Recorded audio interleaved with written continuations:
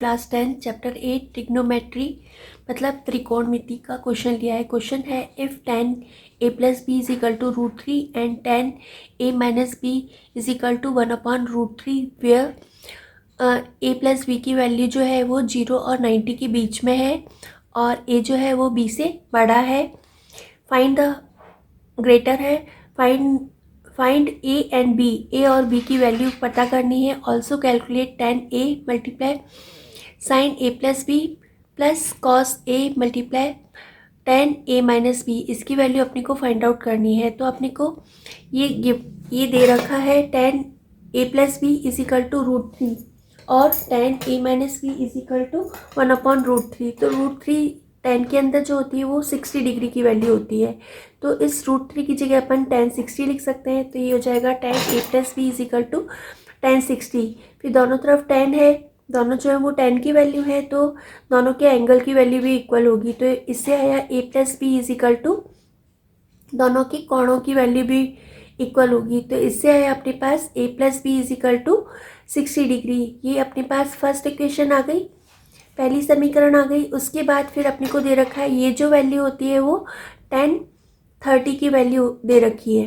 तो इसको अपन कर सकते हैं a minus B is equal tan a minus B is equal to tan 30। तो दोनों जो है वो इक्वल है और दोनों तरफ tan है, तो दोनों के एंगल भी जो होंगे वो कोण भी जो होंगे वो इक्वल होंगे। तो a minus B is equal to हो जाएगा 30 डिग्री। ये इक्वेशन नंबर 2 आ गई। फिर इक्वेशन नंबर 1 और 2 दोनों को अपन प्लस करेंगे। तो प्लस करने पे b में से b को माइनस करेंगे तो 0 आ जाएगा। ठीक है, तो ये कैंसिल हो जाएगा, ये 1a और ये 1a, तो टोटल हो जाएगा 2a इज इक्वल टू 60 और 30 90 हो जाएगा। फिर इन दोनों के बीच में कोई साइन नहीं है तो इसको अपन मल्टीप्लाई मानेंगे, ये इधर आकर के डिवाइड में हो जाएगी।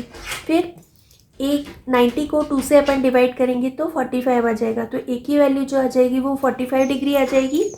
फिर a की वैल्यू अपन इन दोनों इक्वेशन में से, फर्स्ट और सेकेंड इक्वेशन में से किसी भी इक्वेशन में लिख सकते हैं। ये इक्वेशन नंबर 1 और ये इक्वेशन नंबर 2, तो इन दोनों इक्वेशन में से किसी में भी लिख सकते हैं। तो मैं अभी जो लिख रही हूँ a की वैल्यू, a का मान इक्वेशन नंबर 1 में लिख रही हूँ, a की वैल्यू इक्वेशन नंबर 1 में लिख रही हूँ। तो ये हो जाएगा 45 प्लस 60 प्लस b 45, a की वैल्यू 45 है, 45 plus b is equal to 60 degree. फिर 45 के आगे कोई साइन नहीं है तो अपन प्लस मानेंगे, ये इधर आके माइनस में हो जाएगा, साइन चेंज हो जाएगा इसका। 60 में से 45 को माइनस करेंगे तो एंगल बी जो आ जाएगा वो 15 डिग्री का आ जाएगा। तो एंगल ए जो है वो 45 डिग्री का है और एंगल बी जो हो जाएगा वो 15 डिग्री का हो जाएगा।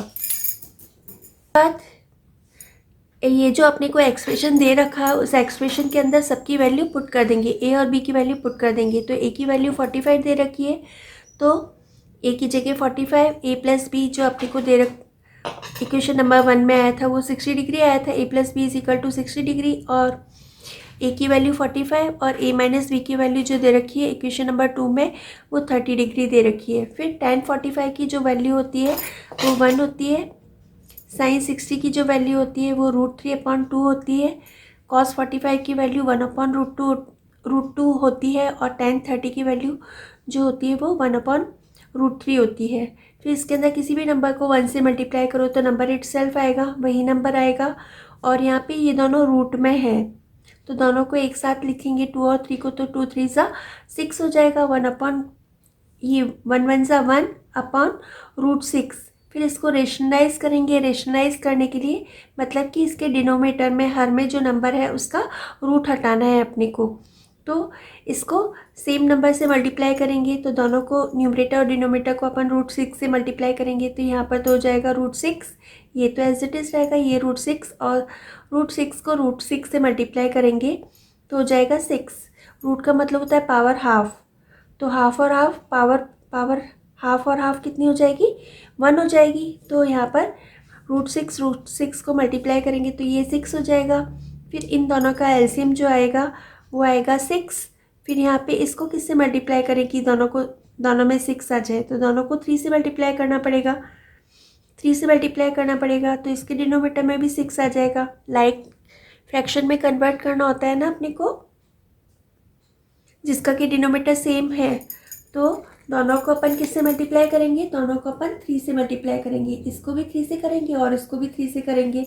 तो यहाँ पर क्या हो जाएगा 3√3/6 और यहाँ पे 6√6/6। तो दोनों का एलसीएम जो होगा वो डिनोमिनेटर सेम है तो एलसीएम 6 हो जाएगा। फिर यहाँ पर हो जाएगा 3√3 + √6। I think you all have understood.